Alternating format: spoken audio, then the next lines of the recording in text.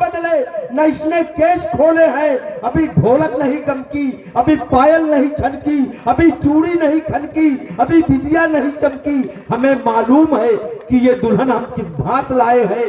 बाराती सैकड़ों इसके लिए हमने गंवाए हैं, मगर कुछ देशद्रोही ताकतें वो काम करती है।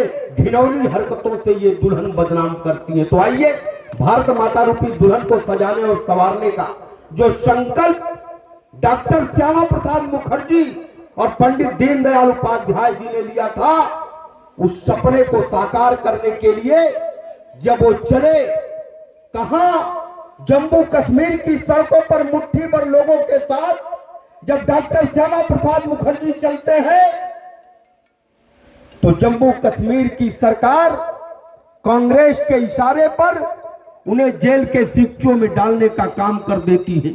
और केवल मित्रों, जेल के सिक्चों में, जेल के अंदर ही उनकी हत्या करने का काम यह सरकार के इशारे पर होता है।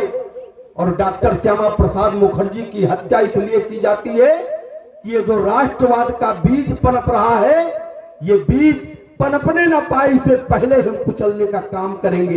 ये कुत्सित राजनीति करने वाले लोगों की मंशा थी, इसलिए डॉक्टर श्यामा प्रसाद मुखर्जी की हत्या जेल में कर दी जाती है। लेकिन भारत की संस्कृति का संवाहक होने के नाते पंडित दीनदयाल उपाध्याय जी ने जब इस काम को जनसंघ के संभाला, तो बड़ी तेजी के साथ जनसंघ फलने फूलने लगा।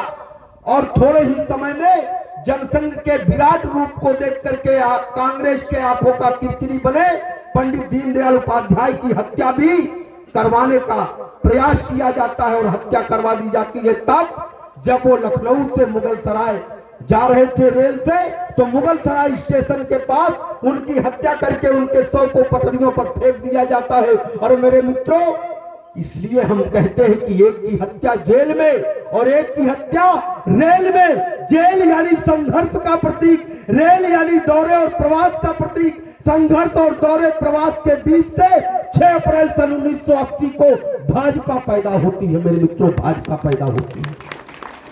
अब जब भाजपा पैदा होती है, तो क्या भाजपा अपने संकल्पों को भूल जाती है?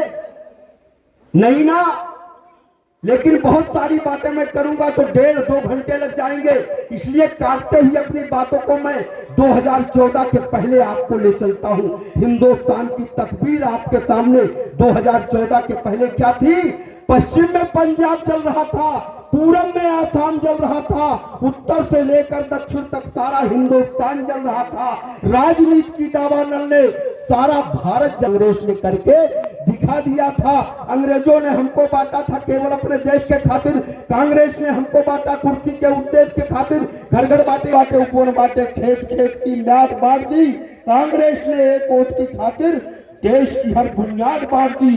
बंटवारे की राजनीति ने देश अपाहिज बना दिया था। जो अंग्रेज नहीं कर पाए थे, कांग्रेस ने करके दिखा दिया था। तब इस देश की जनता ने तय किया था कि अब हम देश की कुर्सी पर एक गरीब मंत्री के रूप में नरेंद्र मोदी जी ने जीतने का प्रयास ही नहीं तो सफलता हासिल करने का काम किया इस जनता और आपके आशीर्वाद से। 2014 में जब देश के प्रधानमंत्री माननीय मोदी जी बने, तो उन्होंने सबसे पहले क्या किया? जैसे मैं आया कुर्सी पर बैठ गया ऐसे किए थे क्या? नहीं। नरेंद्र मोदी जी सदन के भीतर जाने लगे तो सदन की चौखट पर जब पहुंचे तो उन्होंने लेट करके भारत माता को साष्टांग प्रणाम करके दुनिया को एक संदेश देने का काम किया कि ये दुनिया वालों